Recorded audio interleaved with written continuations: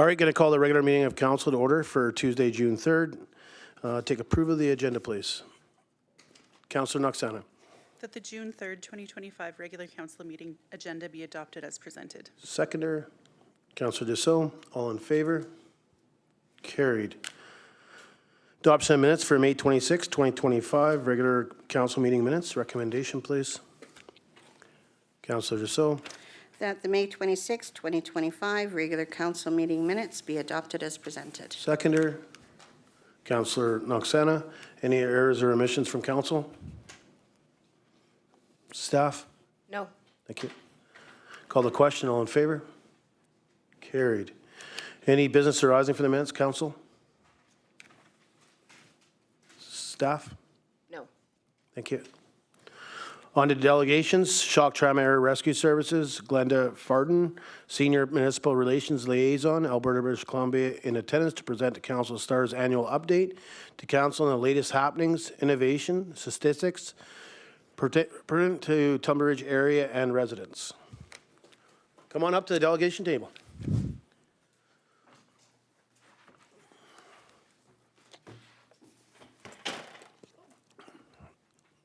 Well, it's my pleasure to Welcome. see all of you again and bring you your annual update.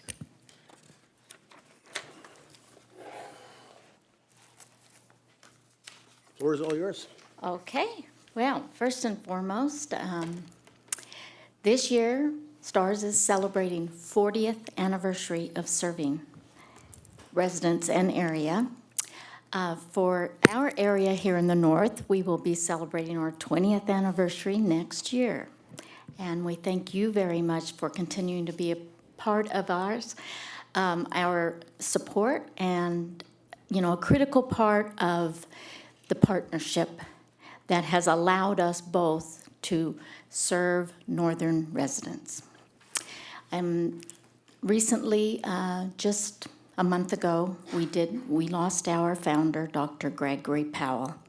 So it really had devastated our team as a whole, as he has been so inspirational to bring something like STARS to Alberta and to serve Eastern BC as well. So our hearts have been broken, but we are very committed to continuing to provide the service that we have been and continuing to innovate in order to enhance rural health care and just continue his dream for the next 40 years.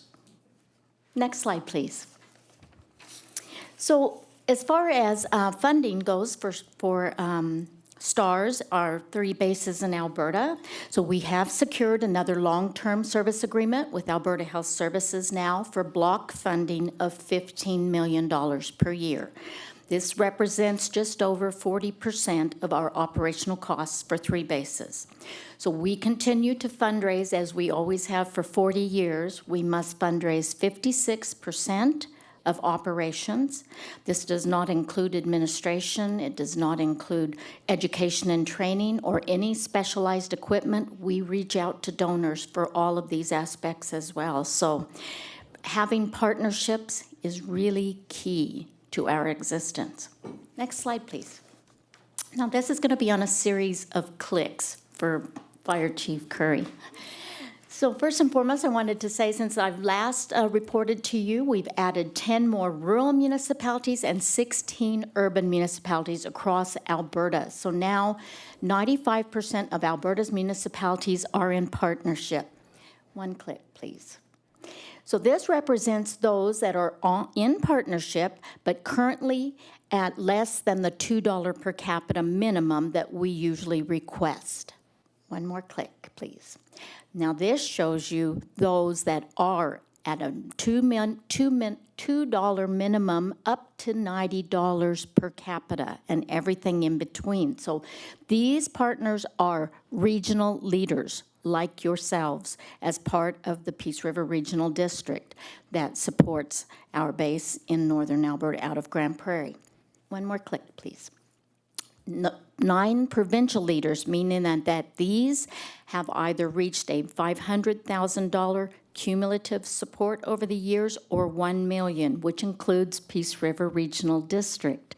So you are one of our substantial provincial leaders. You have been standing by our side for almost 20 years. So last year, we welcomed the little tiny county of Birch Hills County. This year, Rocky View County will be having their $1 million logo unveiling in July.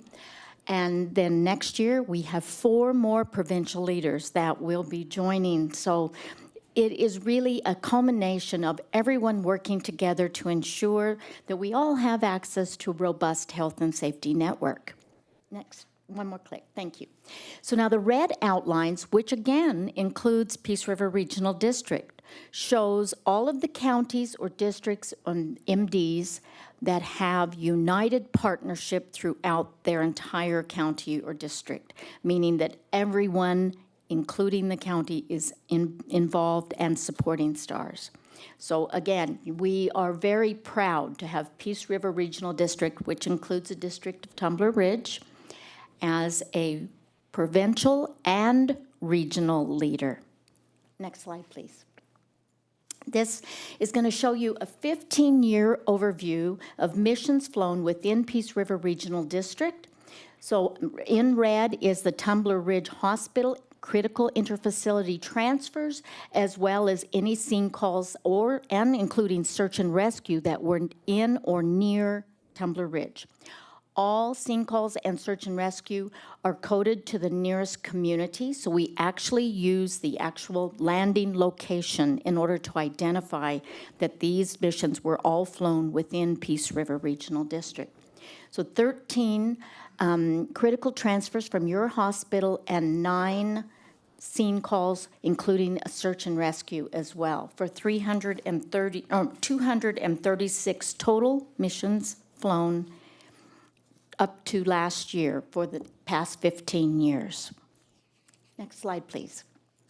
Now this is going to show you, it's a postal code project. It's still in progress. It's been 10 years in the making as well. On the left-hand side, though, taking patient postal code, no other patient information, to identify where they were living at the time they were flown by STARS. So a total since 2010 of 73 residents within Peace River Regional District. For Tumbler Ridge itself, you've had 10 residents that were identified by their postal code that have been flown. Now, on the right-hand side, though, is more interesting in the fact that out of these 73 total residents, 6 patients were picked up in Tumbler Ridge. 67 of all of these residents were flown from 22 other locations across 2 provinces. The red dots represent all the different locations where these 73 residents would have been. So this really is a testament to the fact that our partnership has significant value to your residents. Accidents and illness happen anywhere, and you can see that these residents were anywhere across 2 provinces. They have access to STARS across all of Western Canada, where we have 6 bases. Next slide, please. STARS is borderless. Together, we have built that. The fact that we have 6 bases now across Western Canada, all our crews and all our assets cross all borders. So there is no limit to what may be required, especially in multi-casualty incidences where we've had multiple helicopters respond from different provinces as well. So that's a really important factor. So I wanted to give you an insight into the day in the life of a STARS crew member. So we average, on average, 11 missions every day. This day is, in particular, shows 18 different dispatches. We have some that's been more than 20 in a day. Then you'll look at the STARS base and you can see which base was actually dispatched on this day, and then the mission type, whether it was a critical interfacility transfer or a scene call. But have a look at the descriptions. These are all occurring in one day. These are the types of critical things that our crew must be ready for at any given time. And then the disposition, whether or not the patient was flown by STARS. Number 3, where it was for a neonatal baby, so we brought the NICU specialty team, and that baby went ground ambulance with the specialty team. Number 6, where after we got further patient information, because we are a medically driven organization, and so our transport physicians in the Link Center, they make the determination on where is the best receiving hospital, all the things that that particular critical patient may need, whether we need to schedule a neurosurgeon or the cardiac cath lab, these types of things. It was deemed that this particular mission not medically required. So we were turned around, that patient went by ground so that we could be ready for the next critical patient, which ended up being a workshop explosion. But again, with further patient information, the transport physicians determined that it was best for this patient to go fixed wing to Edmonton, or to Edmonton. And so, again, we were turned around to be ready for the next one. Number 10 was out of Grand Prairie. Important aspect as well. So this patient, whether it was medically driven or it might have been the size of patient, might have been a bariatric patient, this patient was unable to fly. And so our team, because it was critical nature, our critical team went with that patient by ground ambulance. So our crews can go on all modes of transfer when it's a critical patient. Next slide, please. And there is a brand new medication now, fibrinogen, for hemorrhage control. We're very proud to be leaders in innovation. More than a decade ago, we brought on board, we were the very first in North America to carry universal blood on board. 2 units of universal blood. In the past few years, we've seen such a high rate of incidence of very critical patients that are at risk to bleed out.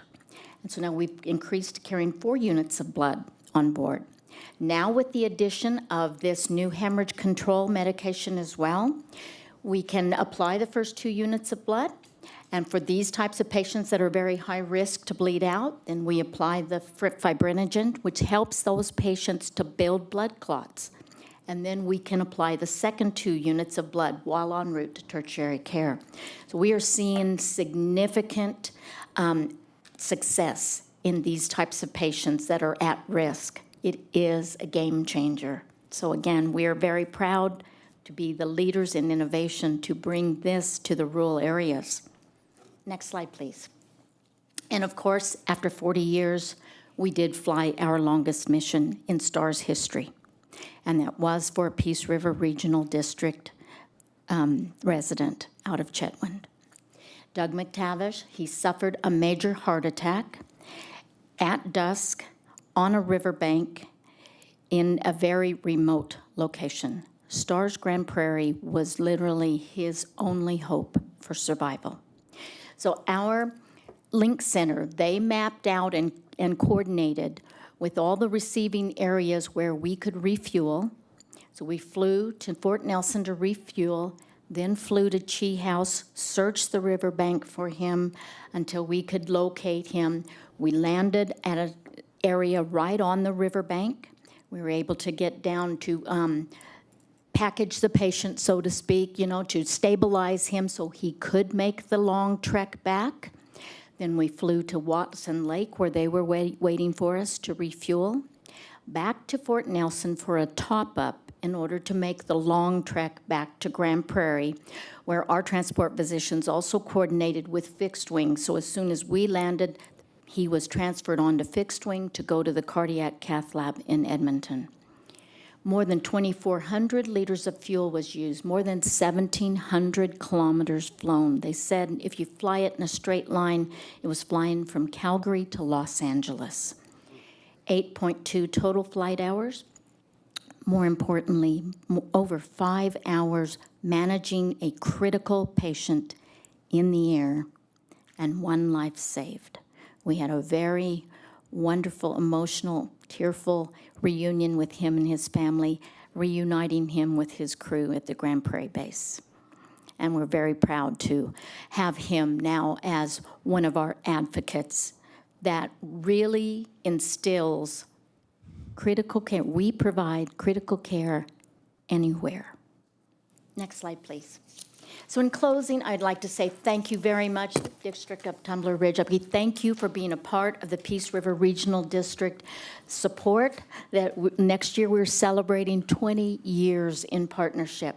There are many different benefits to your residents. Not only does STARS provide physical response, but we also provide virtual care consultation. Now, this is a great advantage for your medical professionals at your local hospital here. Even if, weather may inhibit us coming, maybe we're out on another mission, it does not mean that we cannot provide critical care, medical, and procedural guidance virtually.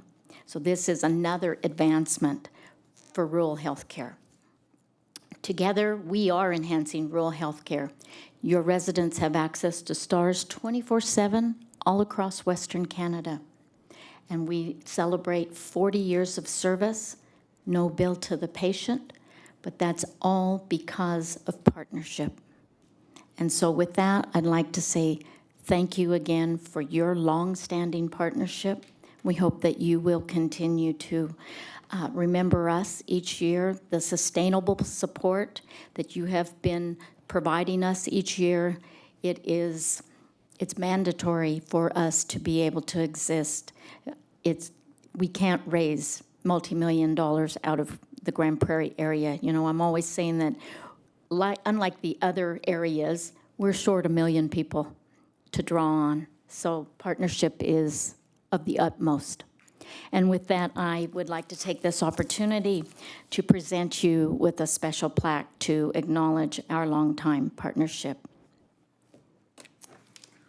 So it says, District of Tumbler Ridge, thank you for your partnership with STARS and dedication to saving lives.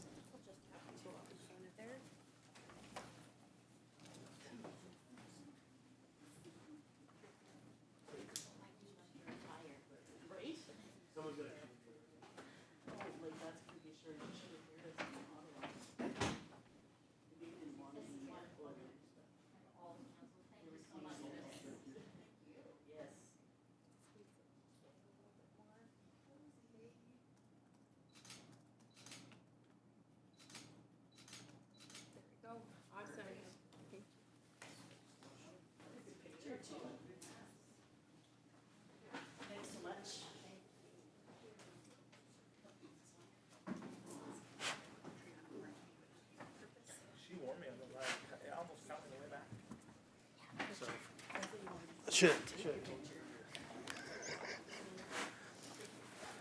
All right, questions from council. Councillor Julik. I don't have a question. I just, I appreciated the story you brought with you, because that's always, they're good stories so people understand, and it makes it personal. I have a cousin who probably would have not survived had he not had access to STARS. So he also was somebody who came and spoke. Anyways, it's a really big deal, and I know that lots of times when you hear a helicopter, especially at night, you know who's flying. Yes. and you're hoping for the best. So thanks for the presentation, and the other the story was great, and for all that you guys do. Yes, when I see the breakdown of the millions of dollars that you need, it's a pretty big package that you have to put together, and not easy. So thanks very much for all that you guys do. Thank you. Helicopters speed up the process, but they're very expensive to run. And I'd like to acknowledge your fire department as well, because we can't do what we do best without them. So we are grateful to every single fire department that we get to work with. Okay. Councillor Nobre. Thank you, Mayor. Thank you, Mayor Kikelka. Excuse me. Thank you for your presentation. It's very enlightening, and I do enjoy whenever STARS gets to come in and give us the update about how they're doing. You know, for myself, you can't really put a value on the cost of saving a human life. So I know so anything that we can do to contribute to continue that your services to save lives is, to me, is a valuable investment, because you can't put a dollar value in a human life that you can save, and you have. I had a question for you regarding response time, stuff like that, and So our the closest base is Grand Prairie, to Tumble Ridge. Yes. What's the what would you say the response time to come to Tumble Ridge or the area would be from Grand Prairie? I'm going to say it's probably about an hour and 15 maybe. Like, don't quote me because I'm not a pilot, right? Yeah. But somewhere hour 15, hour and 20, I think. Maybe your fire chief would know more. Yeah, I can answer. It's about 45 minutes from the time they lift off to the time they land just outside our clinic.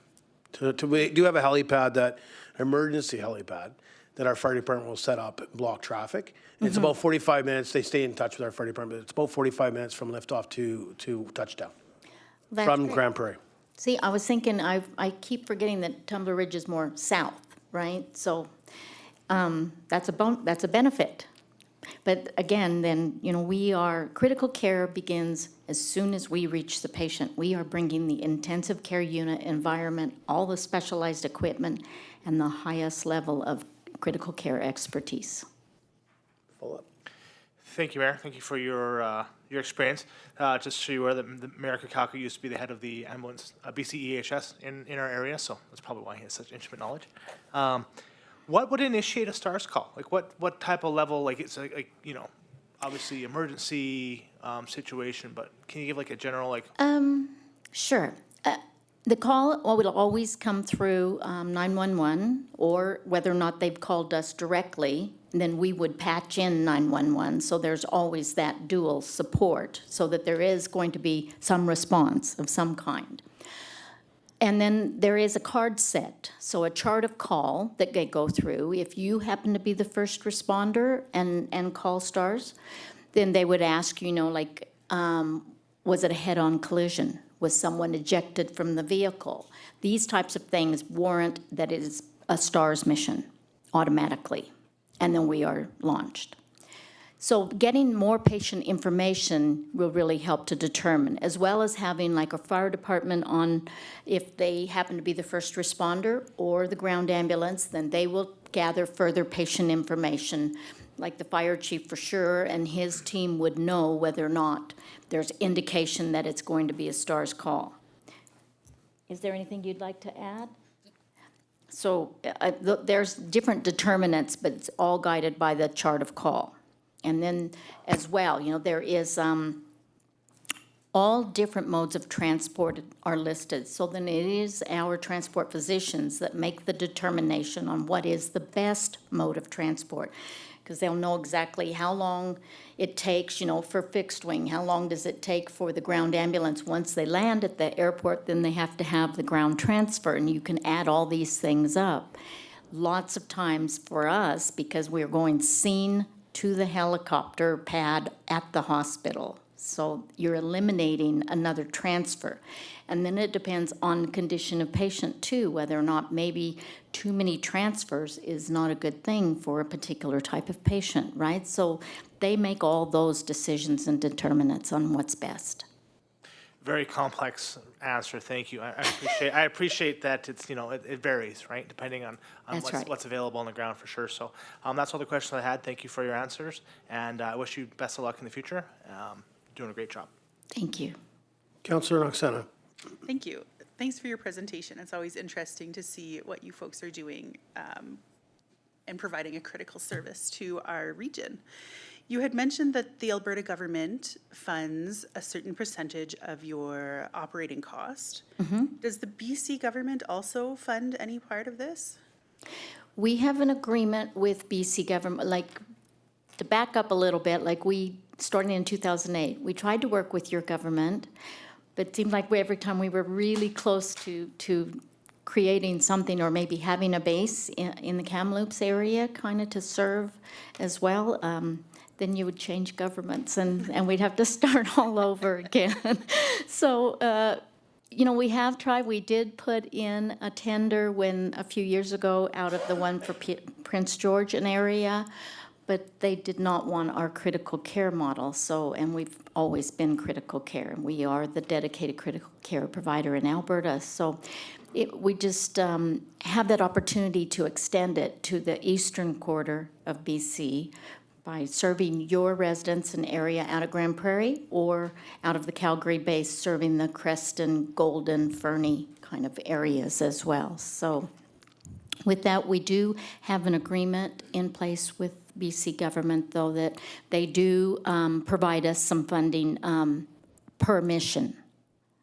So it's at a discounted rate, but there is some funding there. But again, then, we're still building those municipal partnerships that I showed you, which includes yourselves, and that helps to the other 56%, plus the education and training. Like I was just mentioning to Fire Chief Curry that originally we had one of the best and biggest training sessions many years ago right here in Tumbler Ridge that involved all emergency protective services, including your hospital. We even then went and landed and took the patient, the mannequin, right into the hospital. And I would really love to see those opportunities again, although there's a significant cost, and so we've really had to cut back on that. But we are working with other sponsors and other companies that want to help us to provide more education and training, because they recognize that that's a key part.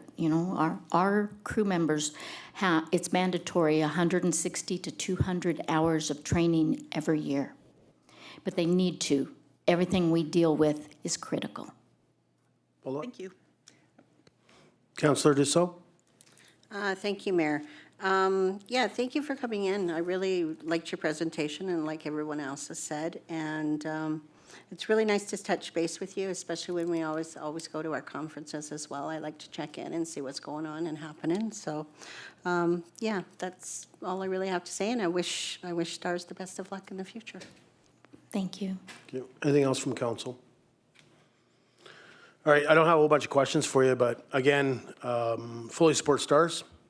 I think what you guys do is something extraordinary. To me, you save lives and you bring people back. The missions you fly, I don't even know how to explain it, but fully support STARS, always will support STARS. Thank you. And you mentioned it earlier, and I'd already wrote it down, but I was part of the training session that happened in Tumbler Ridge. And it's something when you see I'll say an out-of-province agency. I mean, I understand that you do fly into the regional district region and down south, but to see an organization that is, quite heavily even back then funded by Alberta government, be willing to work with, another province in regards to training sessions with, our fire departments, BC Ambulance Service. We had students involved from the high school. It was phenomenal. And I mean, I don't know if we definitely did advertise it. We didn't want to make sure there was a lot of people out just to hinder the operation that was set up by the fire chief. My question would be, what does it cost to do a training session like that? Is it $1 million? Is it $500,000? I wouldn't even have a clue to tell you. Of course, there will be a cost initially because we have to bring the helicopter out, so Yep. there's, a significant cost there as far as the whole package, right? Like you have to have crew members, you've got to have fuel, you have to have all those things. And then I really don't know. I couldn't put a number on it, but I would venture to say it's not $1 million. I think that it's totally attainable if you were to help us to identify some companies that might find that that's really valuable, and then maybe they'd want to sponsor some kind of an opportunity like that where we would have that chance to, because there's a lot that goes into the planning of that. But I think that all of the time spent, that you have significant value that comes out of that. You do. That's why I asked the question. It'd be, I understand. I didn't think you'd be able to figure out a number off the top there, and I understand it. But if that's something that somebody could work on through STARS to get a cost on that, I do believe we could work with some of our industry partners, the DTR. There's probably grants out there, because to me, I think it's really important, even in regionally. So whether we look at something like that again in Tumble Ridge, but invite some of our regional partnerships up that staff have with other departments, but look at something that's done, whether it's yearly or every 2 years, but even moving something like that into a Dawson Creek, into Chatwin, where, if time allows and manpower allows, some of our membership can go there as well. They're definitely becoming more regional, and we're trying to work together, especially with all the forest fires, but even halfway in between Tumble Ridge and Chetwynd, I mean, both departments can show up, and when I say departments, both fire departments can show up at the same time, but when they have an understanding of some of the scenarios that when STARS is used, on how it is, I mean, not every department works together and understands how they each work. I think we learned that here when we did a prescribed burn. Fire department talk in the same language as wildland, because really our firefighters are mainly structural. Yes, they'll go to brush fires and that, but I really watched how that they talked and communicated with each other that day, and I thought that was a huge gain for both BC Wildfire Service, but also the fire department that the Chief Curry runs. I think it was really important for all membership. It's the same as this. I don't think you can put $1 onto the training, for one, and it's not just for our first responders, so whether that's our fire department or BC Ambulance or that, but it's including our doctors, our nurses, the students that can be involved from our high school. Like, that's why I asked for a cost, because to me, we can either get grants, possibly industry partnerships, because obviously, right now we have Human Resources here, and they're a big part of our community, but they're running a big mine with lots of opportunities from their side for training with their mine rescue teams. That's why I asked that, because I think it's so important to see STARS come out with that training. I mean, you have the top of the line training. I've partaked in multiple STARS training, whether it was in BC or when I lived in Alberta with STARS. And what you guys do when you come to the ground and do training sessions, there isn't anybody that I've been to with a course or any kind of simulation comes close to that. Comes not even close. When you can bring your mannequin in, we can do whatever we want, and when you do something wrong, that mannequin tells you you're doing it wrong. They're starting to collapse right in front of your eyes. And the best place to practice is on a non-human, right? So you Yes. understand that, you ran that drug, that was the wrong drug to use. This is why. And the mannequin showed you why. So I do think it's really important, and that's why I asked that. I think it's important for our community. It's important for all of our first responders, including our paramedics. Well, currently, we are revamping our entire outreach program. So manpower is one part of the equation that is still, it's difficult, as well as the fact that the demand has been so great now that we have a brand-new fleet of 10, right? And we're very proud of the fact that now we had sold off the previous BK-117s to help apply to that, so all 10 helicopters are paid for, so we can move forward with that. But now there's been an increased demand. We have a helicopter stationed at each one of the 6 bases.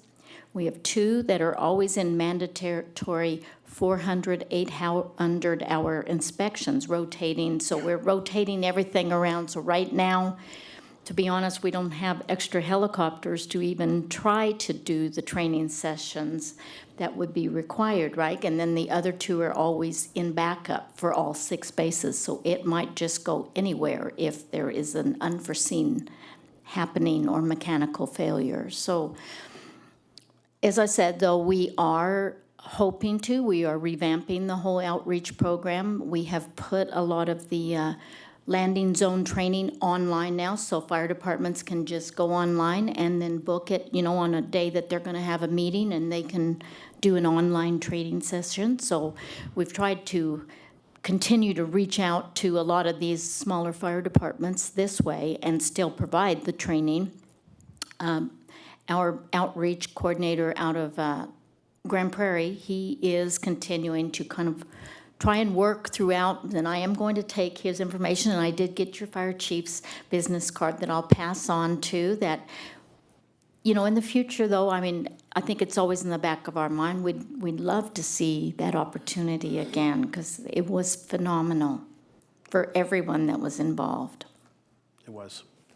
Is there any other opportunity? I know it's very tough for British Columbia residents, especially in the North East, any British Columbia resident to support STARS when it comes to their raffles and stuff, unless you have somebody that lives in Alberta. Is there anything else that you can think of in regards to somehow, residents, especially of the peace, region, because we definitely use stars in the area, that could support stars in any other way besides the $2 per capita? Well, you were at the special presentation that I made to the board, so they have some logistical challenges now, or legislative challenges, right? And the first thing is I wanted to be sure that we can at least secure what you've always contributed, or if there is consideration to increase, like we have municipalities anywhere from $2 to $90, so you can pick anywhere in between. And that would be a great, because that's sustainable support every year that we can count on. We're always looking to expand for like a public event, because those are the great opportunities to get further information out to your public. So like a golf tournament, any kind of a public event, then we'd love to come and have a merch table and, have different stars paraphernalia and information available so that residents are all well aware of what's really available to them. Because a lot of people don't really know that this is available to them, or that stars will fly them when they're in Manitoba visiting family and have a heart attack. Like these are extra things that are over and above, or the fact that, we're doing the virtual care with your local physicians. Like people need to know that. It's a comfort to know that that's available to them. And I agree with that. Like we don't all realize that, and I think it opened up some eyes on council when we talk about we had this many missions within the Peace Regional District, but they weren't all flown from the Peace Regional District. That's right. Something can happen in Grand Prairie or Edmonton, and they use your postal code, and that still triggers back that it's a resident of this area. And I don't think people realize that. Right? It's not. They think, I wasn't tracked if I did use stars, and I think that's important to get out there. The comments you made about attending public events, I think that's very good. I know quite a few people that are doing golf tournaments. We have lots of things that staff sometimes do that maybe we need to start, trying to get in and circling with stars that make sure we're ahead of it, so we can get you, see if you guys can make it up in those times. Because I think it's really, really important to have that kind of information available to our residents, but also maybe obviously to purchase stuff, because that also supports stars in things that we can't support, whether that's the lottery, unless you have somebody in Alberta or stuff like that. So I appreciate those comments. And I'm not sure, but I believe like you are allowed, as long as you're in Alberta, Yeah, you have to be in are Alberta. allowed to. So if you're visiting Grand Prairie and the lottery is on, please come to the base and buy a lottery ticket. Yes, I agree. You can do it that way. I just mean you can't buy it online from BC. We No, don't have that that's right. Euro or whatever it is. But okay, any other questions from council? Okay, I don't have anything. If you can just drop some cards off with our CAO, because I imagine that some of us are probably looking for some cards to hand out some organizations that are doing some big golf tournaments. Then there's other things. We have a fall fair that happens here in September, and that's well received within the community and the region. But I think it's important that we make sure people are aware that they can, reach out to yourself and somehow maybe set up somebody to come into town with some information, an information table, but also with some stuff to sell. I think it would be great. Okay, Thank you so much. thank you. Well, I did bring you your impact report and the latest newsletter and the 40th anniversary calendar. So I know it's already June, but the middle page has got 40 years of history of all of our successes that we've done along the way. So it's really a good read. Perfect. And of course, one for your fire department, because we love them. Perfect. Thank you so much. Thank you.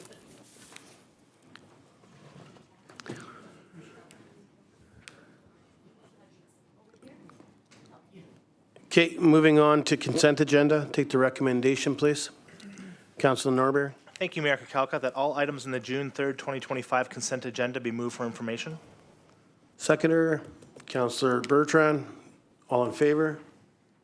Carried. Any items council would like to bring forward for discussion? Councilor Norbury. Thank you, Mayor. 7.2, Minister of Environment and Parks for discussion. Seconder, Councilor Dussault. All in favor? Carried. Councilor Norbury. Thank you, Mayor Kakalka. So, we do have a letter here from BC Parks explaining that, yeah, they're aware that the platform is down at Kinuseo Falls, and they're planning on fixing it, but that, great. I'm hoping that we could reach out to BC Parks or someone involved in parks and have some sort of notification system for people that that may be going out to the platform. People are planning their journeys to Tumbler Ridge. They're planning their journeys to Kinuseo Falls, and they don't know that it's under construction, that it's not available. If they're not connected online. So I'd hope that I'd like to see them put like a sign up there indicating something so that they don't have to spend another extra 2 hours getting there and back. Yeah, and appreciate those comments.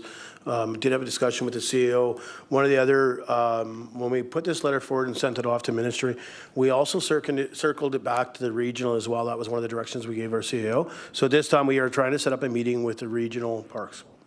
And that would be out of Dawson, and to have this communication to see, I mean, I understand that they have to do their due diligence and make sure that they're moving forward in the right way and doing the right investigation.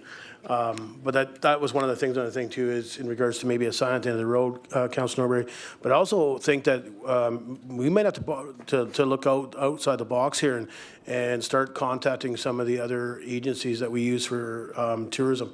To make sure we're getting it on there that the platform is unavailable, but they still can view it from other areas.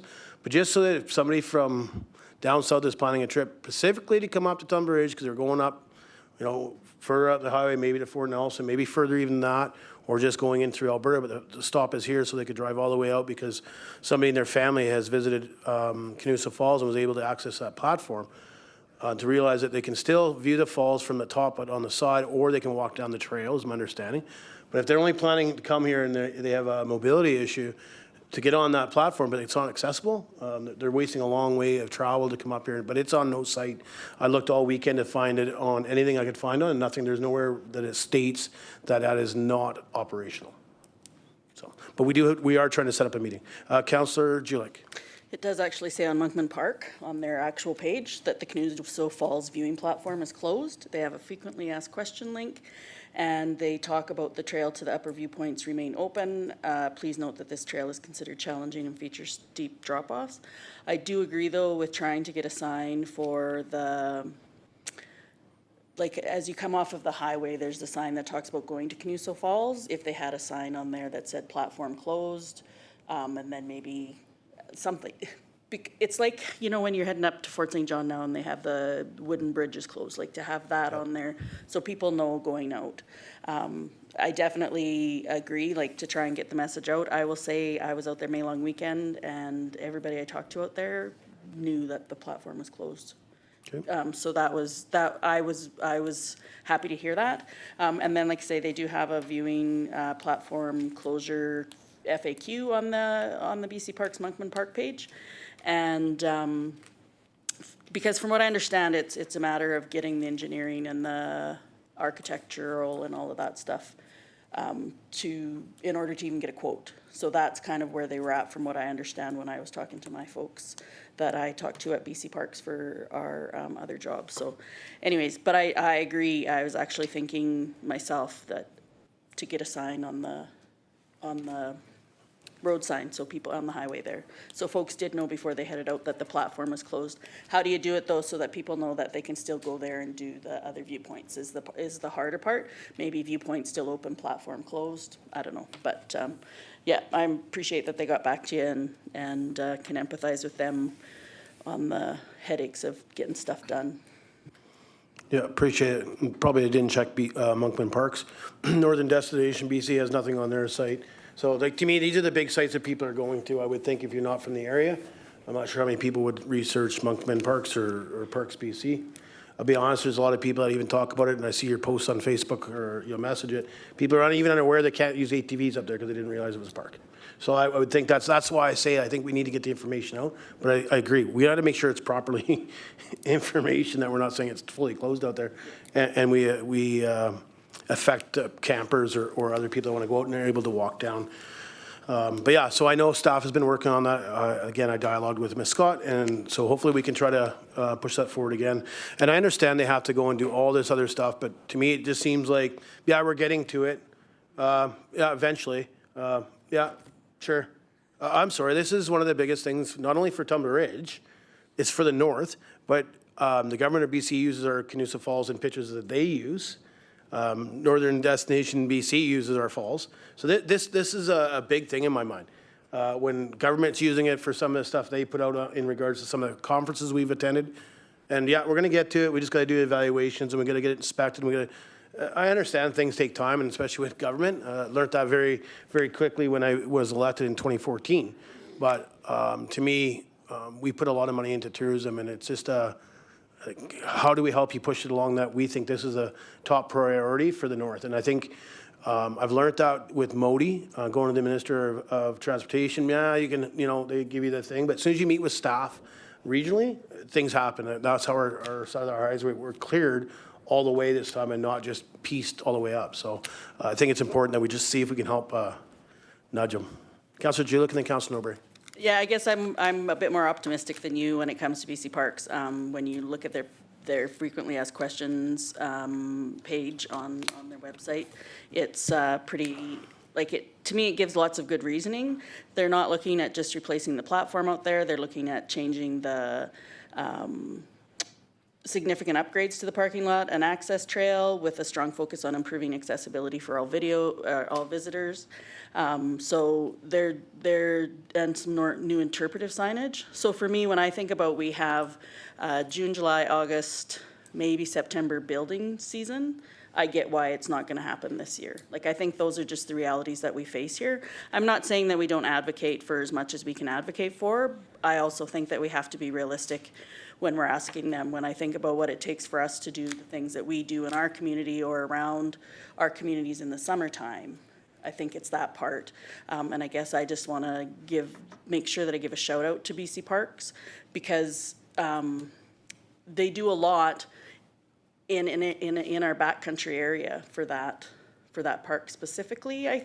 When I think about it, but even and I know there's some parks that they don't do hardly at all with. I just know that this is the first year they've been fully staffed since I've worked with them. So I'm just more optimistic than you and know that they're doing more than just the platform. Thank you. Any other discussion in regards to this? Okay, so we'll bring that back to council. I know Ms. Scott has got it marked down because we were just waiting to hear back from regional. So this will still come back in front of council. And I think it's something we can still bring up at the UBCM. Again, I understand Councillor Julick's comments. I guess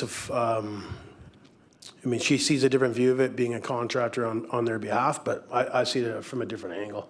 To me, I look at how much money we put into it as a municipality with taxpayers' money. We weren't even aware of this. They sure made sure others were aware of it, or we weren't even aware of it as a municipality until it came up. We got no notification whatsoever to staff, and I think we should have been communicated with, and we weren't. Staff were not communicated with, and that was from Ms. Scott, that they were unaware of it. I believe that's something that should be communicated to the municipality as well, and not just left out. So that's my thoughts too on that one. Councillor Julick.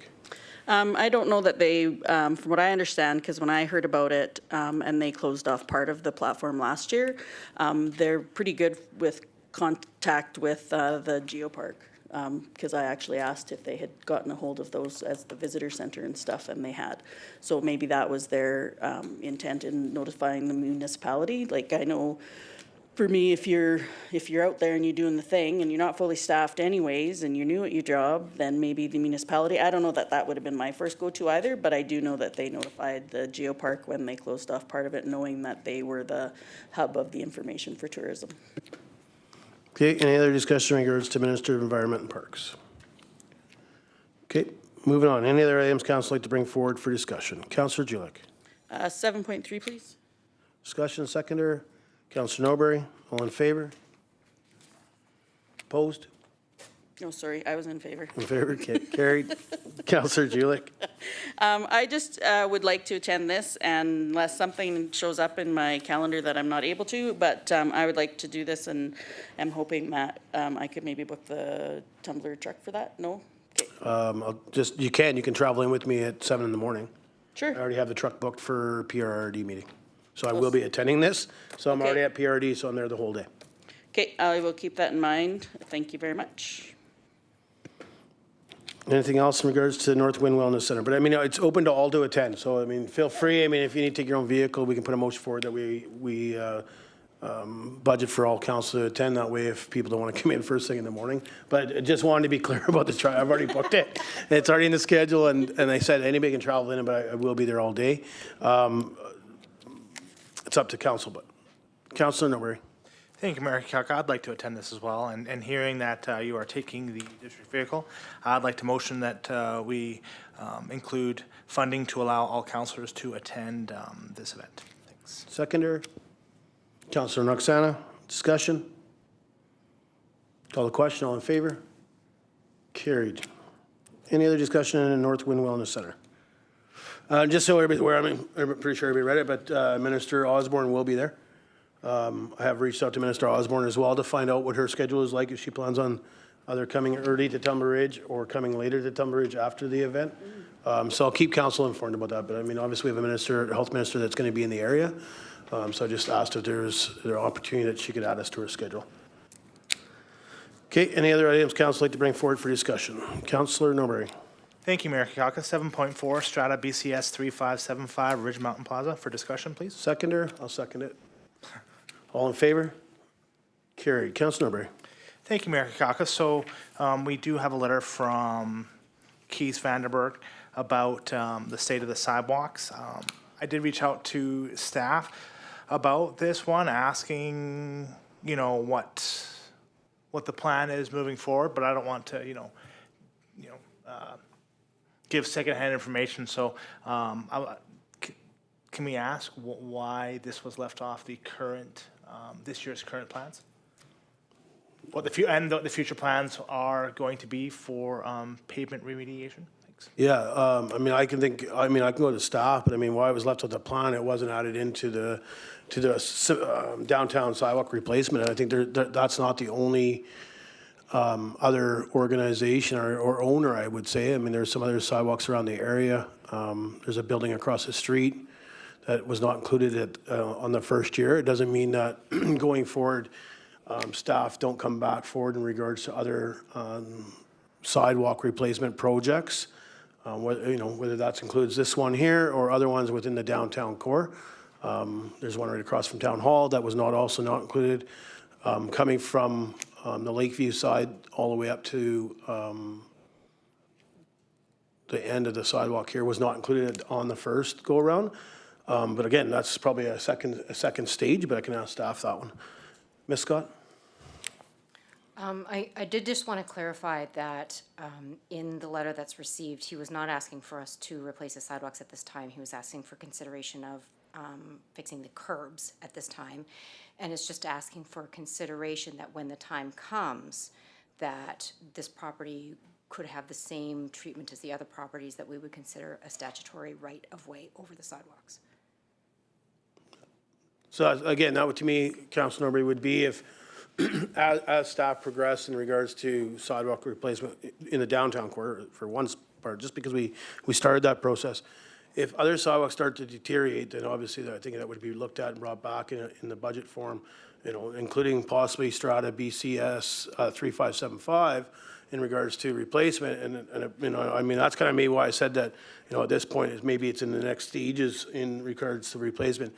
Because again, the letter does state, like Ms. Scott said, that, just consideration, if his concrete sidewalks ever need to be replaced, that we would look at the same concept of the statutory right-of-way bylaw that we used on the other owners downtown.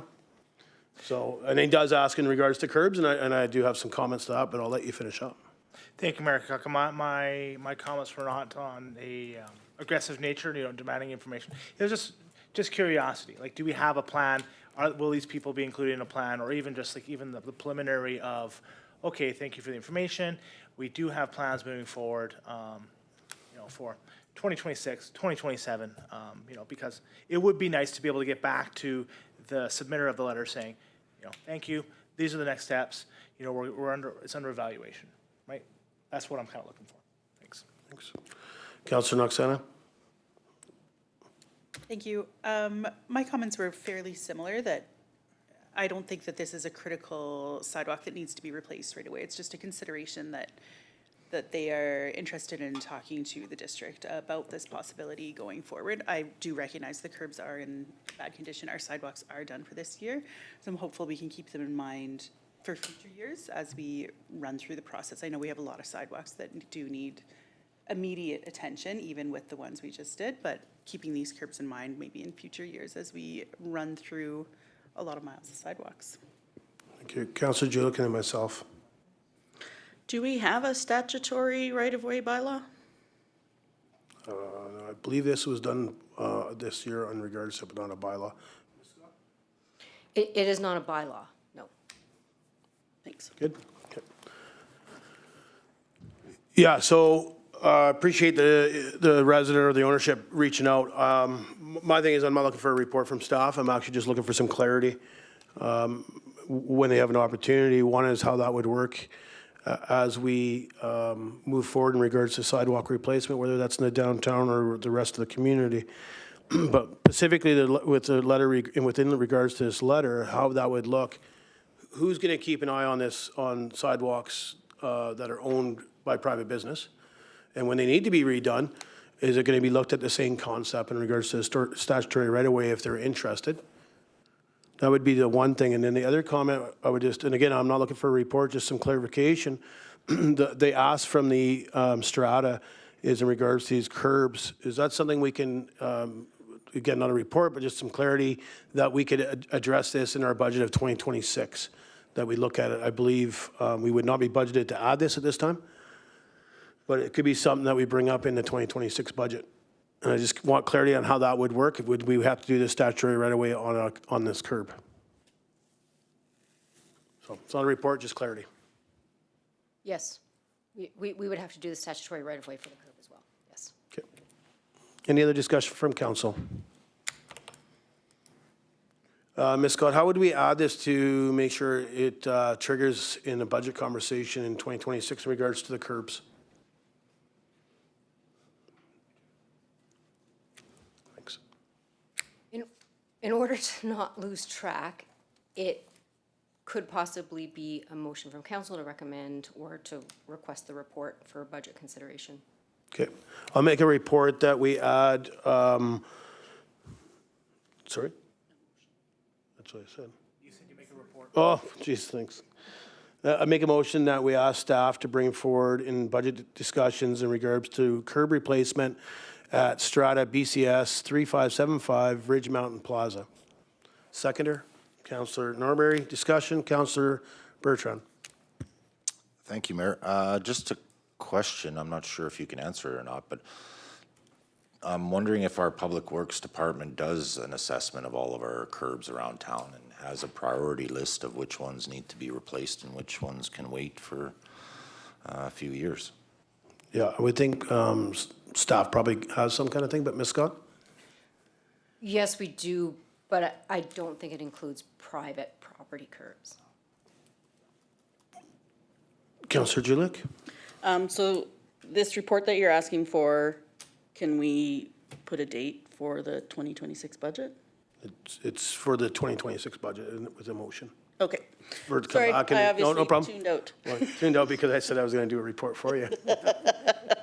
Yeah, I put it in there for the 2026 budget because obviously we would have to budget for this. And then I actually believe Councillor Julick as well, that's where the discussion would be is, okay, the ownership of the curb could be Strata, BCS 3575. Are we looking at doing a statutory right away? The staff would have to work through that process. Okay, perfect. I just wanted to make sure it wasn't something we were looking for right away and staff was aware of that. Nope, budget 2026, so whenever that, that'll come up as we start the process in October or November, whatever time they're going to start it. And then we have an opportunity that staff has enough time to, get that information, but also look at working through that private part of it. Any other discussion on the motion? Call the question, all in favor? Carried. Any other discussion in regards to Strata BCS 3575 Ridge Mountain Plaza? Okay. Okay, moving on to bylaws, Animal Responsibility Amendment Bylaw Number 750, 2025 for adoption. Report dated June 3rd, 2025 from Director of Protective Services, Fire Chief, regarding the Animal Responsibility Amendment Bylaw Number 750, 2025 for adoption. Recommendation, Councillor Noxana. That council adopts the District of Temple Ridge Animal Responsibility Amendment Bylaw Number 750, 2025. Seconder, Councillor Julick. Discussion. Okay, call the question. All in favor? Carried. Fire Protection Amendment Bylaw Number 751, 2025 for adoption. Report dated June 3rd, 2025 from the Director of Protective Services, Fire Chief, regarding the Fire Protection Amendment Bylaw Number 751, 2025 for adoption. Councilor Norbury. The council adopts the Fire Protection Amendment Bylaw number 751, 2025. Seconder, Councilor Dussault. Discussion? Call the question. All in favor? Carried. Municipal Ticket Information Amendment Bylaw Number 752, 2025 for adoption. Report dated June 3rd, 2025 from the Director of Protective Services, Fire Chief, regarding the Municipal Ticket Information Amendment Bylaw Number 752, 2025. Recommendation, Councilor Dussault. That council adopts the Municipal Ticket Information Amendment Bylaw Number 752, 2025. Seconder, Councilor Noxena. Discussion? Call the question. All in favor? Carried. Fees and Charges Amendment Bylaw Number 754, 2025. Report dated June 3rd, 2025 from the Director of Corporate Services regarding the Fees and Charges Amendment Bylaw Number 754, 2025. Three recommendations, but we'll do one at a time, please. Councilor Noxena. The council gives first reading to the Fees and Charges for Services and Information Amendment Bylaw Number 754, 2025. Seconder, Councilor Bertrand. Discussion? Call the question. All in favor? Carried. Second recommendation, Councilor Noxena. The council gives second reading to the Fees and Charges for Services and Information Amendment Bylaw Number 754, 2025. Seconder, Councilor Norbury. Discussion? Councilor Julik. I just wanted to confirm that I understood the report correctly, that the golf fees and those associated with the golf course will be coming at a later date. Yes. It'll be coming in, I would think, in the fall after. It's fairly hard to, so I asked the same question, that's why I know the answer. Pretty hard to change fees midstream as the season's already open. So that'll come after the, I don't want to put a date to it, it'll be coming in the fall or winter. Any other discussion? Call the question, all in favor? Carried. Third recommendation, Councilor Noxena. The council gives third reading to the Fees and Charges for Services and Information Amendment Bylaw Number 754, 2025. Seconder? Councilor Julik. Any discussion? Okay, again, this will be the opportunity, not that we can't come back, but if there's any other questions or changes or that needing information or clarification from staff, now's the time. As if we do pass this, we'd have to come back to this step. Okay, call the question, all in favor? Carried. 9.1 UBCM CRI Fire Smart Grant Application and Junior Fire Smart Coordinator position. Report dated June 3rd, 2025 from the Director of Protective Services / Fire Chief regarding UBCM CRI Fire Smart Grant Application and Junior Fire Smart Coordinator position. Recommendations one at a time. Councillor Julik.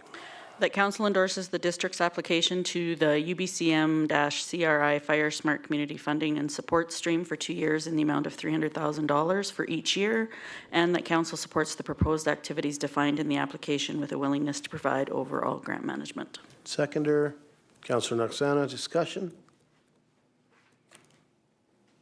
Call the question. All in favor? Carried. Second recommendation, Councillor Norbury. Thank you, Mayor. That council supports the creation of a grant-funded junior fire smart coordinator position. Seconder, Councillor Julik. Discussion? Call the question. All in favor? Carried. Third recommendation, Councillor Norbury. The council amends the 2025-2029 five-year financial plan as follows. A, that revenue be increased by $111,335 for year 2025 and $300,000 for 2026. And B, that fire operating expense budget be increased by $111,345 for 2025 and $300,000 for 2026. Seconder, Councillor Noxena. Discussion? Councillor Bertrand. Thank you, Mayor. Just wondering why we're going to amend the financial plan at this time. Are we already successful on the grant? Ms. Scott.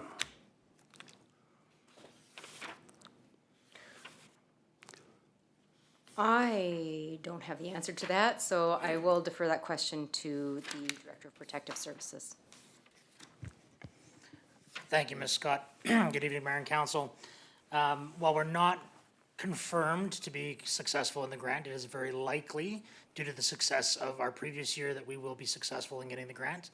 And as such, we want to continue the work for the 2025 season with funding for 2025 with the increase to the $100,000 for fuel mitigation, which needs to be included into the financial plan. Follow-up, Councillor Bertrand? Yeah, thank you, Mayor. I'm just a little concerned about putting the cart before the horse, I guess. But, yeah, I guess we'll deal with that later. Any other discussion?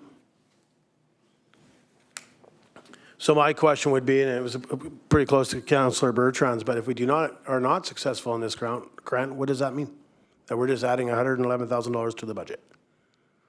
So if it's not grant funded, how is it funded? Ms. Scott? If it is not grant, so the question is, at this point, if we pass this motion, then that gives us permission to go ahead and start doing the work. And then if we don't get the funding, where is that money going to come from to spend? So again, I will ask the Director of Protective Services if he can provide that clarification. Thank you, Ms. Scott. Mayor and Council, to answer your question, out of the $111,345, the $11,345 is already received, and we've gotten that from the BCAA grant for the Junior Fire Smart. The $100,000, which would be for fuel mitigation strategies for this year, if we're not successful in getting that, we're not doing the work. That would be something that we'd have to come back to council for, if you so choose, to continue the work that is in the CWRP and future years, then that'll be a decision for a funding source other than the grant funded. Okay, thank you. I guess my question in return of that, should we have an amendment that says only dependent on grant funding for the 100,000, Ms. Scott?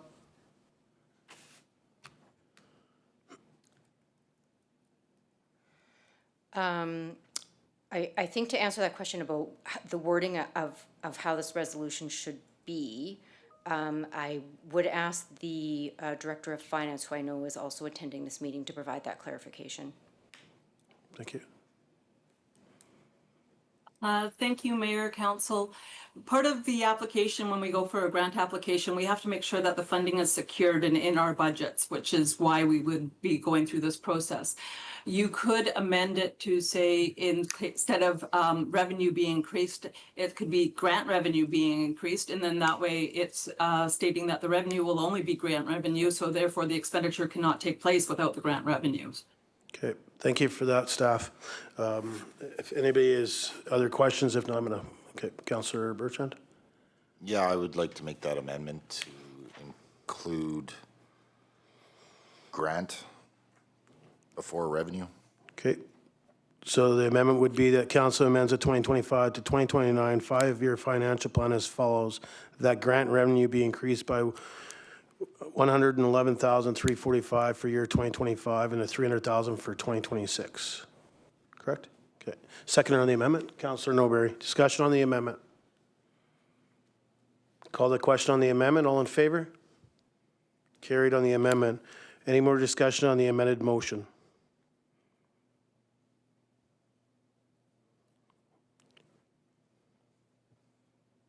And just want clarity with that, the amendment passing, and then where it says in B that the fire operating expense budget be increased by $111,345 for 2025. With us putting grant revenue be increased, that would offside that one? Ms. Scott? Again, I will ask the Director of Finance to provide that clarification. Yes, both of these projects will be offset with grant revenue. Okay, thank you.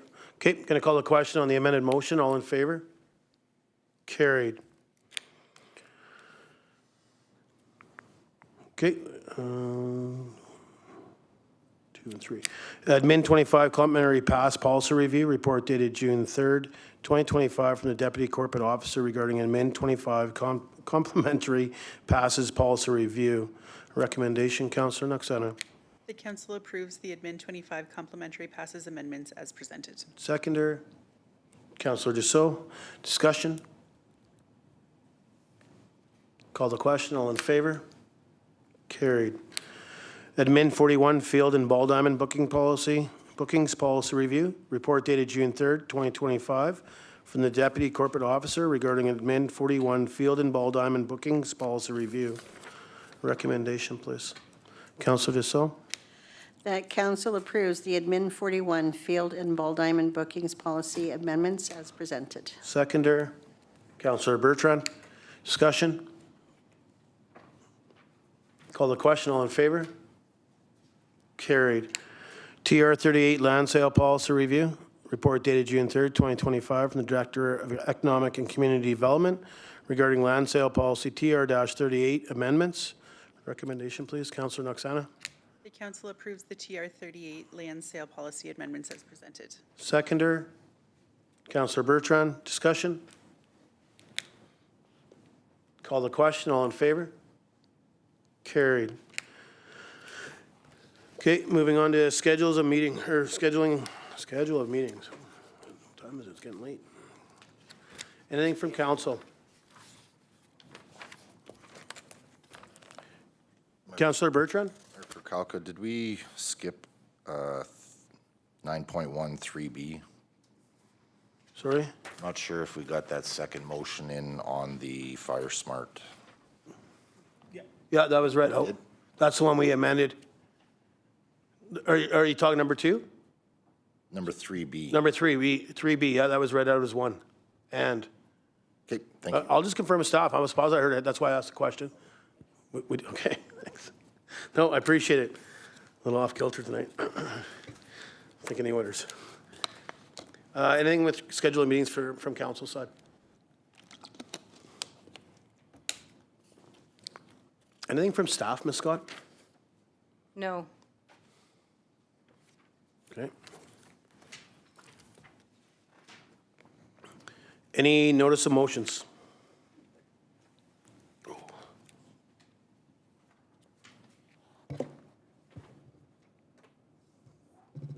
Could have been bad. Councilor's business. I'm sorry, I just got to check and make sure I didn't miss anybody. Nope, perfect. Any councilor business from the floor? Councilor Dussault. Thank you, Mayor. Yes, I was in FCM this past week, and it was really nice to see this year that they were really gearing towards rural communities and municipalities were really included this year. So it was really nice to see that. I will say also that Prime Minister Carney is a lot better at giving speeches than former Prime Minister Trudeau. He was very good. I quite enjoyed it. I also took in a tour for the accessibility within Ottawa. And their sidewalks are created with little half-inch dips of metal that go different directions. So those that are visually impaired can go down the sidewalk and know if they're too close to a curb. That also exists, and they also have one that goes down the middle of the sidewalk so that they know they're following a proper path. That was really nice to see, and then there's little round ones as well. When we went down into the train, it was really neat to see that if you have a problem and you can't access a ticket, then you can push this little button and you can get a video call with somebody from the control center. And they will ask you where you're going, what's happening, you know, where you need to go, and they will automatically print that ticket for you so you can actually now get onto the train. It was really nice to see. And it was also really nice to see that this group was led by somebody who was visually impaired, that it wasn't just another, you know, person coming along to do this tour. And also at the Rideau Mall, they've also put in this pilot project, which is called Good Maps. And what it does is those that are in wheelchairs, whatever, you know, whichever, the accessibility, they can download this map, and then they ask you to just do a spin around where you're standing and tell them where you want to go. And then once you tell them where you want to go, then this app will speak to you and will lead you down the directions. And it was really, really kind of fascinating to see. We did ask about a cost on it, But because it's a pilot project at this point, they didn't really have a cost estimate to it as of yet. But it is the only project so far that has been incorporated. So, yeah, it was a good time. And I also received a card from a gentleman that is also, he has Braille on it. So you can read his card. It's really quite neat. So, yeah, it was good, and that's my report. Thank you. Councillor Noxana? Thank you. I was also at FCM in Ottawa this past week and would agree that there was a lot more focus on rural and remote communities than there has been in the past 2 years, which is great to see, because sometimes when you get to a conference that big and they only talk about the millions of houses that they're going to build in whatever city, it doesn't feel like we're relevant. So this week was a lot better. I was able to attend a forum on battling misinformation in communities. And the biggest takeaway I felt they were pushing was the more information that we can get out, the better. That people would like to know the proper information, and they often look for it. But if we aren't there with the proper information readily accessible, then it's impossible for people to inform themselves. So whether that's social media or pushing our website, the more we can get out, the better. Specifically, if it's something that's going to have a big impact on the greater public. So a road is going to be closed, sidewalks are getting changed. The more we can get out, the better. Prime Minister Carney spoke on day whatever, I don't know, it's all a blur now. He is a really good speaker. He spoke a lot about the importance of nation building projects and really looking for shovel-ready projects, and it's been in the news tons because he's just met with the premiers. So it'll be interesting to see what is pushed forward specifically from our province and hopefully our region. I had thoughts on, like, it'd be amazing if they would pay for the Taylor Bridge to be replaced. They didn't ask me for my opinion, so I wasn't able to give it. I'll just think it, yeah. And maybe it is something that we can reach out to our MP or even our MLA to just needle it in that would be a really great project. It connects to one territory for sure and the northern part of another territory to the rest of our country. So things like that, I feel like would be great candidates for projects to be funded. Our own Director of Economic and Community Development, Jesse Olson, spoke on a panel and did a really, really great job of really showcasing the steps Tumblr has taken to get where we are as a destination for people to come and visit, and really pushing the sustainable portion and balancing it with what the community wants. It's not just us shoving in tourism. It's working with groups like Trora or the ATV group, the Snowmobile Association, to WMS to develop trails in our area for residents and tourism. She spoke with two other gentlemen, one from New Brunswick and one from Fort Smith. So it was great, I think, also to see the connections with other parts of the country and what they're doing to promote tourism in their region.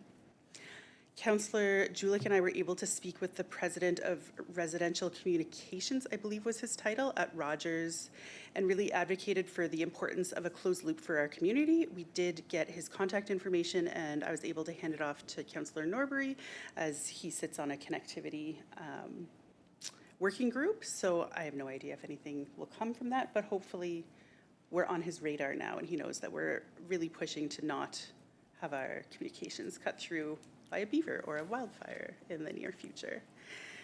I was invited for a tour of Parliament while we were there by our MP Bob Zimmer, and it was really great to just take in the history of the building and connect with him a little bit about issues in our region. I absolutely advocated for the air traffic control delays that are happening in Vancouver. There's been a lot of, not just my flights, delayed.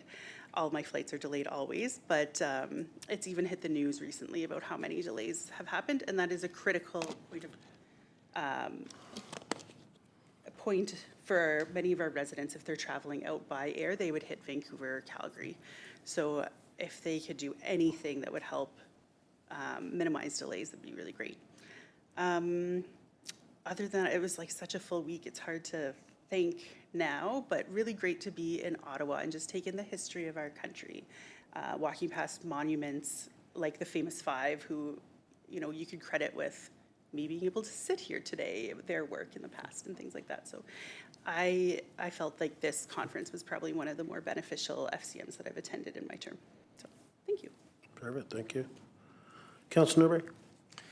Thank you, Mayor Kukalka. And yes, I can confirm that I did receive a 4 in the morning text from Councilor Noxana with the information for the connectivity individual. So thank you for that, Councilor Noxana. So I was a part of welcoming the rural medical students coming into Tumbler Ridge.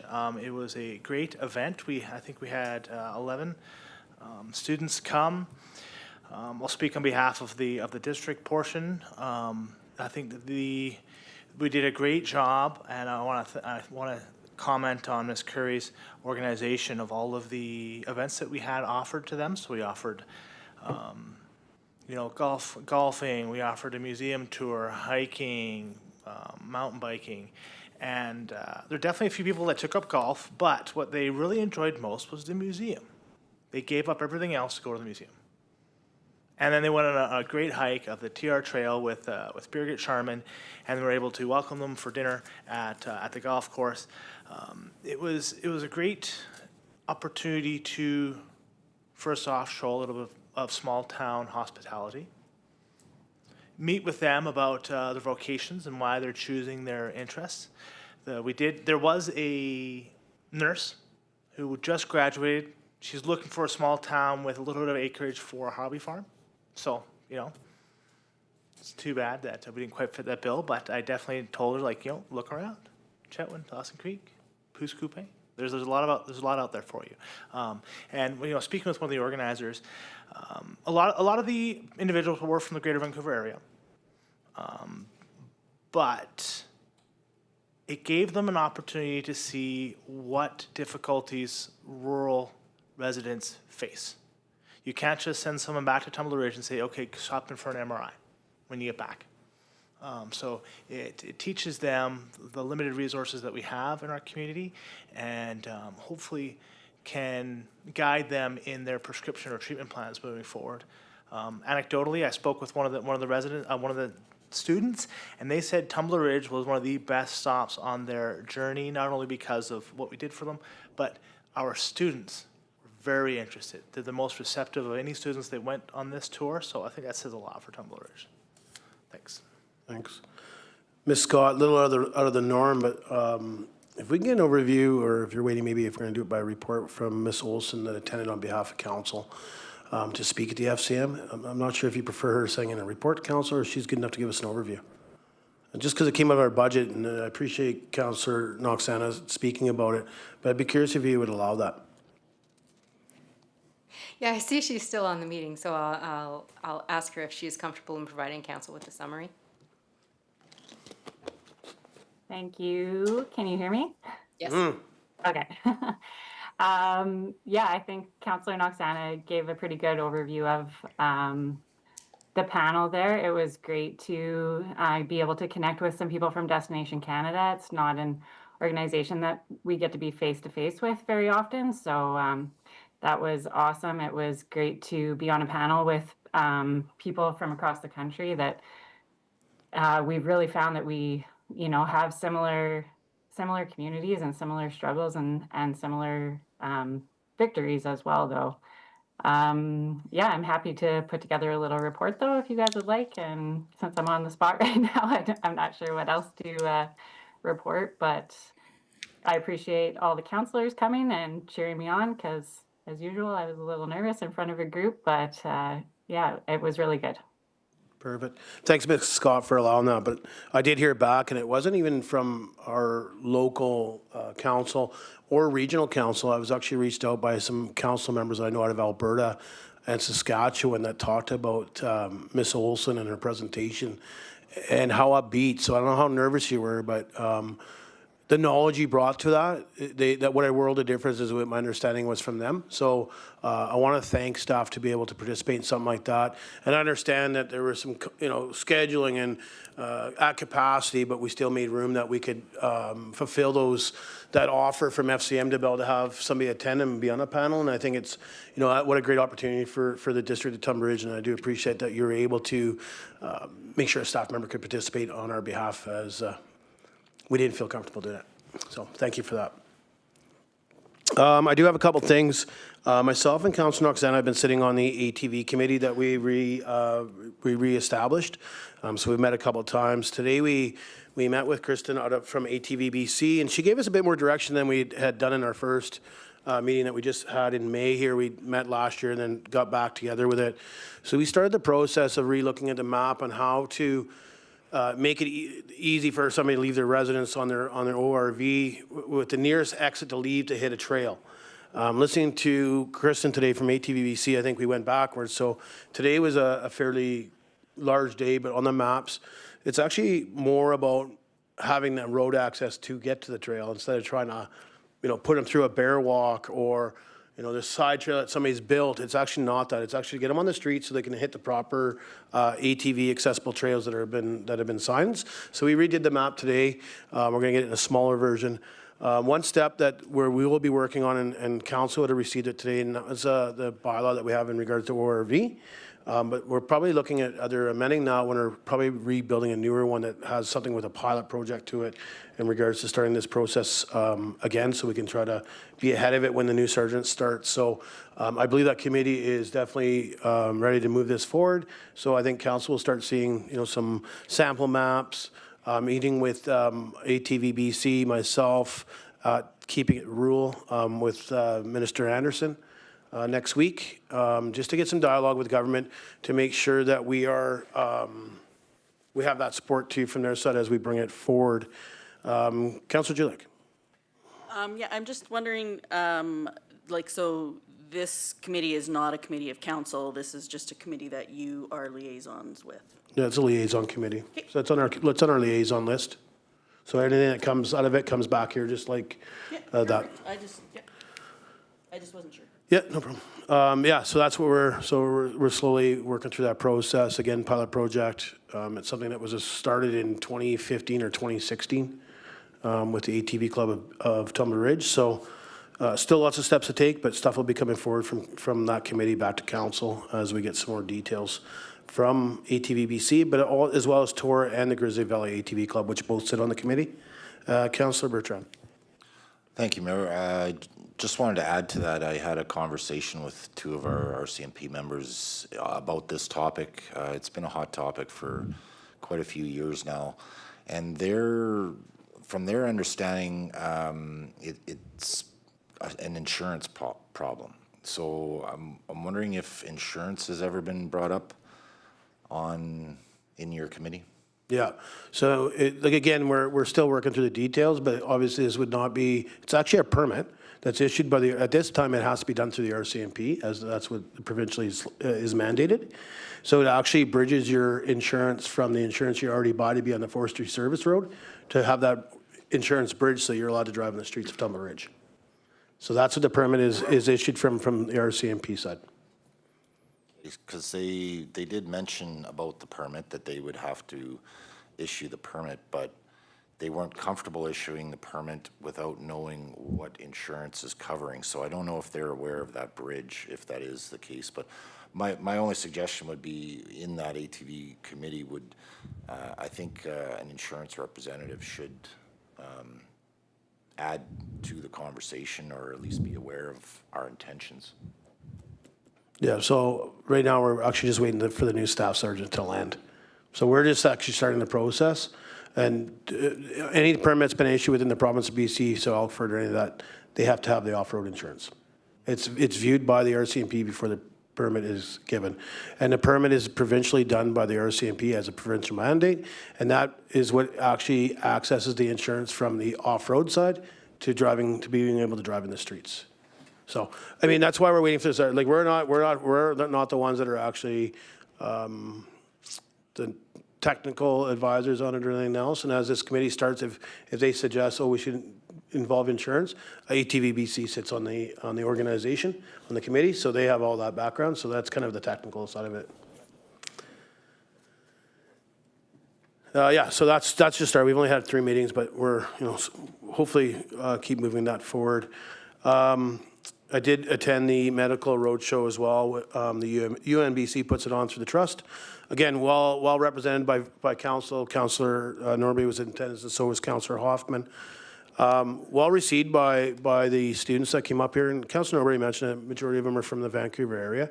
I wasn't aware of that at first. I understand that they had to open it up to make sure they had enough students to be able to participate in the program as they move around year after year. And it was interesting to learn some of them, and they, some said that's where they'll want to be. They want to be down in that Vancouver, Richmond area, but some don't. They want to slowly move around, and like they say, whether that's rural or small town living. So like they said, there's a difference, but heard it loud and clear from our high school. I was reached out on Friday afternoon before we did meet with dinner with the medical students, and how well it was received by our students, how well they, from teachers' side, is how well they actually spoke with our students and engaged our students. It was well received on both angles. So again, we did thank them very much for coming. We hope they had a great time. I mean, there wasn't one student that didn't say they didn't enjoy themselves. I did mention it to staff that were there from UBCM that Tumbler Ridge would take it on every year, even if they're heading out to Kitimat and Terrace and Prince Rupert, that we could be the 4th community that they come to and come all the way back, come back up to Tumbler. I think it's important to try to push Tumbler, but it was well received. Great job by staff to line up things, as well as the healthcare task force in regards to coming up with some of those ideas in regards to hiking and the museum tours and mountain bike and golf, and then obviously council supporting that. It was well received. The bags were well put together. Nothing but comments coming out of that in regards to the all access pass. So well done there. I did have a short meeting with Kinuseo, and it came about after the Kiskatna fire that is out threatening Kelly Lake First Nations and Media Society and that. So I've been working with them on the sideline, anything we can do for Kelly Lake, but definitely want to make sure Kelly Lake knows that, we are definitely their neighbors and here if they need anything. So Kinuseo does have a couple of their members that work at Kinuseo Resources. So I said if there's anything that from our side that we can do to just either advise staff or get a hold of one of the councillors or myself, and if there's something we can do, we definitely support it. But yeah, we're definitely our thoughts are with Kelly Lake, and hopefully everything works out and we get the rain that is needed. We were supposed to have a couple of minister meetings, but they've had to be pushed back, so there'll be some minister meetings at the later part of the month. Other than that, I am heading off to Keep It Rural next week, and I did mention it that I will be meeting with Minister Anderson, and while I'm there, and there's a couple other ministers that may be partaking. If I get an opportunity, I'll be meeting with them as well, just for some of the stuff that we've been dealing with. If they're going to be there, I will be reaching out to them as well. Other than that, that's all I have. Anything else from council? All right, question and answer period. Keys. Need a question. Sorry, I don't take comments. Can you make your comments into a question somehow? I'm trying to explain why I didn't write the letter and kind of seem to miss the drift of it. Yep. Then I'll go ahead, Keith. Okay, like for one thing, you mentioned the other buildings. They're not stratas, but like they are strata, like the ones that were done. The letter had no intention of, in our strata budget, the sidewalks are not going to be done for, hopefully, for 15 to 20 years. That's all part of our budget. But the main reason is I cannot compete with those buildings when I rent my place out. I'm not even trying, because if you buy, buildings at 50 cents on the dollar, it's been a problem for 13 years. But I do have an obligation to try for my tenant and for the other owner to have the best, how do I put it, way that we can compete. Now, when you do what you did with those buildings, they don't have to budget for that for 30 years, and they should have had a budget, like, but that's none of my business. But, we already put in contingency the roof, the walls, the sidewalks, whatever needs to be done in the next 30 years, and that's already in the planning. Now, what I was looking for today is that I would get the same consideration now for if my sidewalks need to be done 20 years from now, then I can take that out of my budget and maybe put it somewhere else for my tenants, because everybody has to pay their share, right? So, what I'm saying is that all those businesses over there, they were being favored. Well, I have to budget for sidewalks. You know what I'm trying to say? Yep, I 100% do, and you actually asked a question. Okay? You asked it in a question too, so I'll answer you when you're done. So, like, it's like, I can't compete when this kind of stuff happens. You know, and it's not fair to my tenants, to the other owner in there, to us. Like, you know, like, towns are not supposed to favor over other businesses over other businesses, and I get that feeling that's what happened here. When I built, I asked if they would put my sidewalk in front of the building. They refused. I said, can you at least put in new curbs so things look a little nicer? This is 14 years ago, and they wouldn't do it. When they paved the parking lot, I asked again, you know, now is a good time to do our curbs, so make things look a little nicer. We got a brand new building, and you know, and they still refused. Like, and then when I see all this going on, like, you know, it's pretty discouraging. And like, you know, that's what the whole reason for my letter was, like, for fairness, like, and I had hoped you guys would have made a decision so I could budget in our strata, like, a little different, so it may, you know, can save some a few dollars. But obviously, that didn't come to pass. Yeah, so, and I appreciate your comments, but you did ask a question there in there, Keys, and your question is that you were hoping to get a reply back from council tonight in regards to, will we do a statutory right-of-way for your sidewalk? So direction was given to staff for clarification on the statutory right-of-way and how that would work for other privately owned sidewalks within the community, so other businesses. So that's going to come back from staff. We'll have an answer for you. In regards to your curb, again, you wanted to have that answer. That'll come back in our 2026 discussion. So that information will come forward, honestly, will come forward in our 2026 budget, and then that's when council makes the decision, when staff brings forward that here's the curb and this is our cost, which would be done in 2026, right? So it'll be done in, I mean, let's be honest, May to August is usually our construction season for outdoors. So if council puts that into the budget in 2026, that means it would be done. If we don't, I'll reach out to you one way or the other, or have staff. I mean, really, it'll be staff. But it's this council here will see that the amount to redo your curbs for the 2026 budget and make a decision if we're going to redo your curbs that you've asked for in your letter. Also, at that same, my understanding from staff, at the same time as we'll get some information in regards, and we understand your sidewalk's going to be another 15 years or 20, but are we looking at that same, and Councilor O'Brien had mentioned it, what kind of template or example are we building for other privately owned sidewalks? And that's going to come forward, so we'll be able to answer that too. In regards to your sidewalk, that this is something that we're going to put in as a policy, a bylaw, and going forward, you'll already know that, and then you'll be able to budget, either not budget or keep budgeting. So you will get an answer from council. All right, thank you. Okay? Just like, you know, you need to be fair to everybody. Like, it's too tough for me to compete. And you will get a reply, Keys. You will get a reply.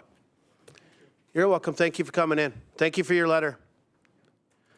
Any emailed in questions, Ms. Scott? No. Thank you. I apologize if anybody else from council wanted to reply as well, I should have asked. Resolution to close the meeting. Recommendation, please, Councilor Norbury. That the June 3rd, 2025 regular council meeting be closed to the public according to sections 91B and J of the Community Charter to permit discussions about B, personal information about an identifiable individual who is being considered for a municipal award or honor, or who has offered to provide a gift to the municipality on condition of anonymity, and information that is prohibited or information that if it were presented in a document would be prohibited from disclosure under Section 21 of the Freedom of Information and Protection of Privacy Act. Seconder, Councilor Noxana. All in favor? Carried. 5-minute recess.